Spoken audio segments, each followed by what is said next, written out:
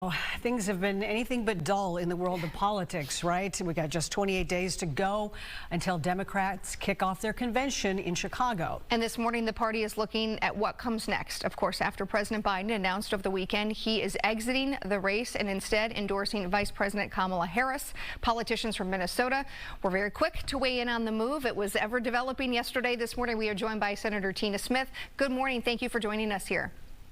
Well, good morning. I'm really glad to be with you this morning. We do appreciate it. Let's get right into it because there's a lot to talk about. You came out with a statement of support for Vice President Kamala Harris in the wake of the announcement. Why do you think she is the best person to be on the ballot for Democrats come November?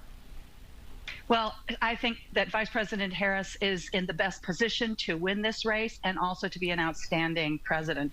I got to know her when she served in the Senate, and I was in the Senate as well. And I found her to be a person, we became really close friends, actually. She is a person of high integrity. She's got grit. She's got charisma. She has everything that it takes to be a strong campaigner.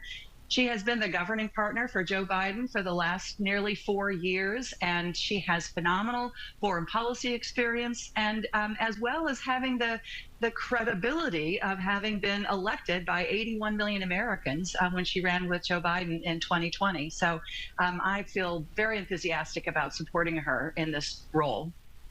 Okay, well, we know a lot could change, or there's going to be a lot happening. What should voters expect to see now between now and the start of the DNC convention?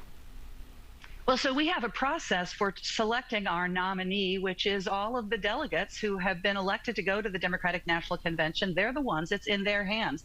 These are, regular folks that were elected across Minnesota and all across the country. And the process exactly for how that pans out and how they vote is still getting decided by the party, but that will be what happens. And we'll see if anybody rises to challenge the vice president. My sense is that even though this is an open process, that she is going to be far and away the strongest contender. And I expect that she's going to be unifying our party. Sure. Obviously, we'll wait and see what happens. It is pointing in that direction, right, that she would be the person. So then the question goes, who would be her VP? I know there's been a lot of names thrown around in the last 24 hours, one of them being Governor Tim Walz. Thoughts on that? What do you think?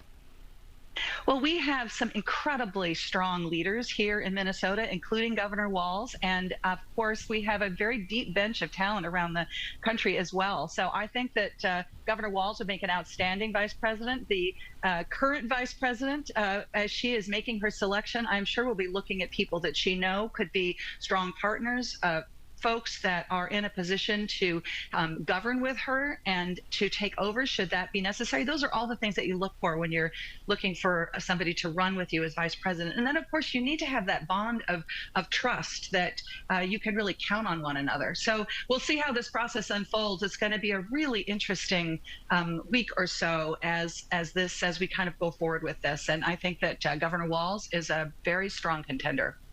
Yes, and we heard reports over the weekend that the fundraising certainly has picked up for the Democrats, so that will help the Democrats for sure. Well, Senator Tina Smith, thank you so much for joining us this morning and adding your perspective. Thank you so much. It's great to be with you. Yeah, good to see you. Thank you so much. All right.